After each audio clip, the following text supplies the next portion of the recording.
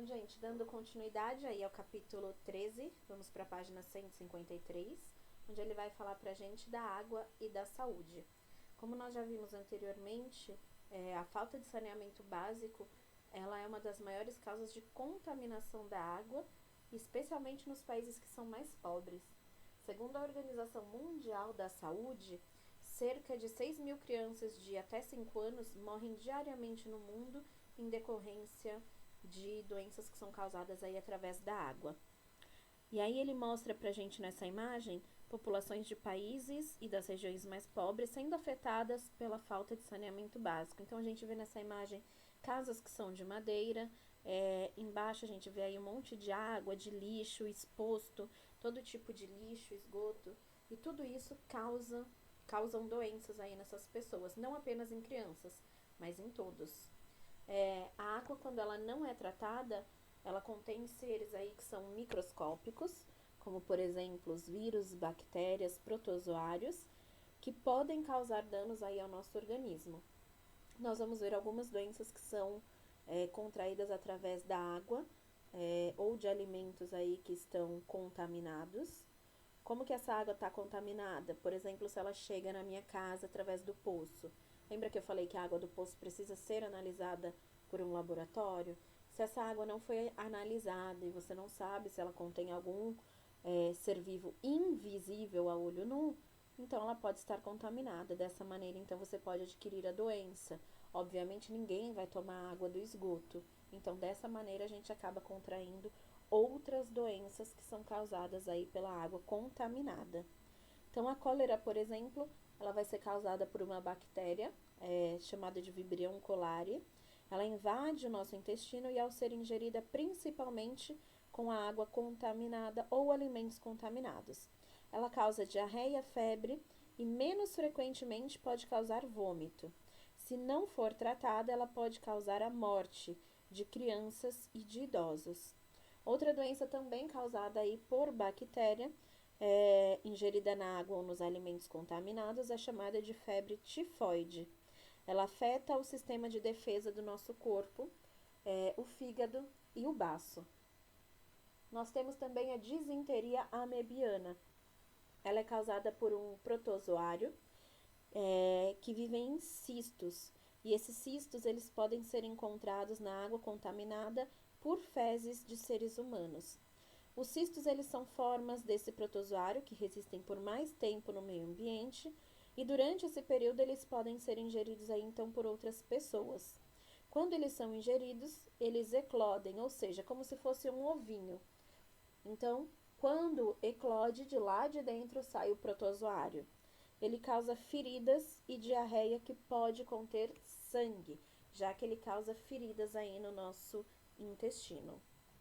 A água também ela é um ambiente propício para o desenvolvimento de larvas de diversos insetos que transmitem doenças. E um deles é bastante famoso, é o Aedes aegypti, que está sendo mostrado aí na imagem, nesse caso a fêmea.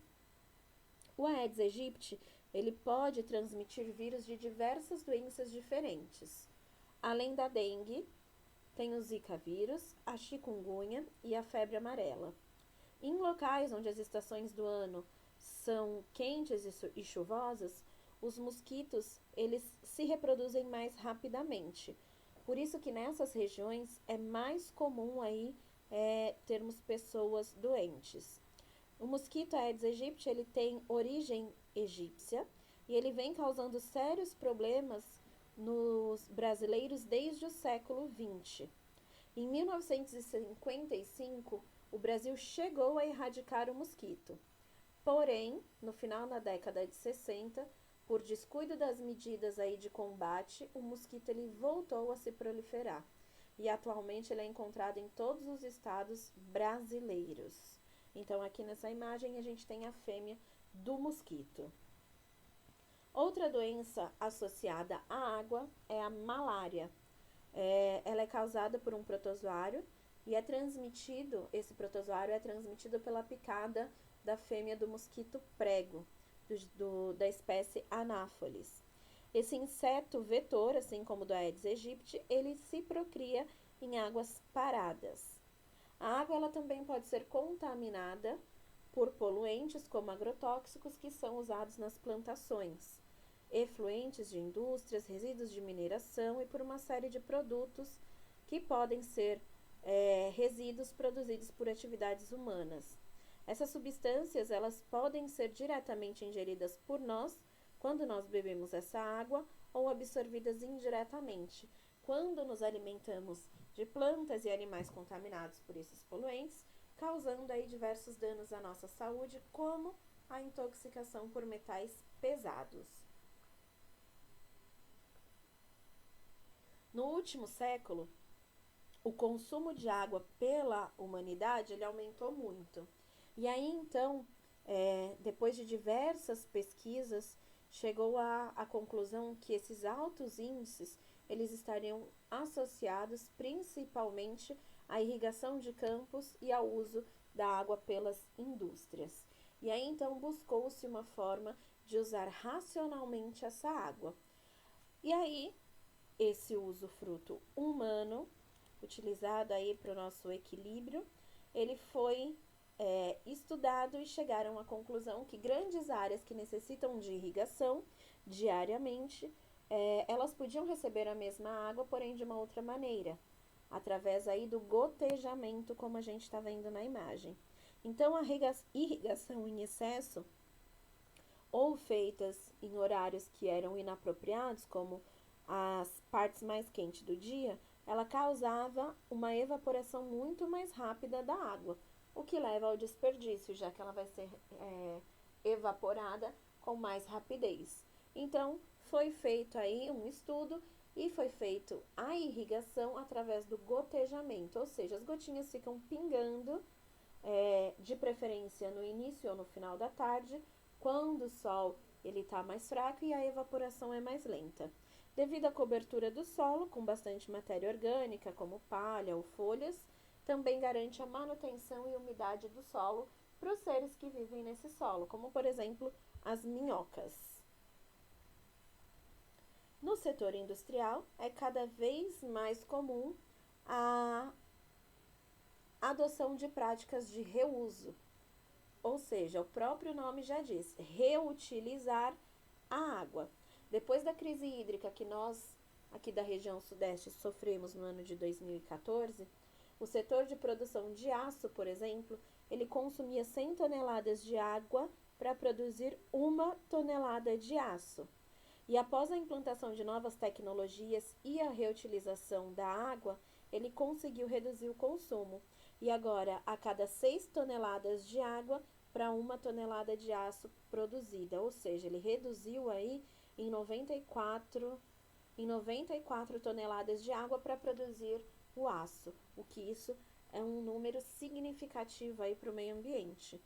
A implantação de um sistema de reutilização de água na indústria, ele é necessário e para que isso aconteça é preciso conhecer todos os processos da produção no qual a água é usada e em que condições ela sai de cada etapa. A água de reuso ela pode ser utilizada para diversos tipos de situações ou para diversas coisas. Ela pode ser utilizada como matéria-prima para produção, pode ser utilizada para lavagem de equipamentos, de caminhões ou até mesmo nas descargas. Outro exemplo que nós falamos anteriormente são as cisternas. Então, as cisternas nada mais é do que a captação da água da chuva, que vai ser guardada aí nesse recipiente, que é chamado de cisterna. Pode ser residencial ou industrial, e as cisternas elas podem ser feitas com diferentes materiais, como plástico, madeira e metal. A água coletada da chuva ela vai ser utilizada para diversos fins, como limpeza de áreas externas, irrigação de hortas, jardins e descargas aí no vaso sanitário. Posso utilizar essa água para lavar um caminhão, um carro, quintal? Pode, sem problema nenhum. Aí você que vai direcionar como você quer usar esse tipo de água. E aí depois falamos da redução do desmatamento. Uma das melhores formas de proteção dos recursos hídricos e do equilíbrio do ciclo hidrológico é a manutenção das florestas. As copas das árvores mantêm o ar e o solo abaixo delas, úmido, e além de amortecerem os impactos das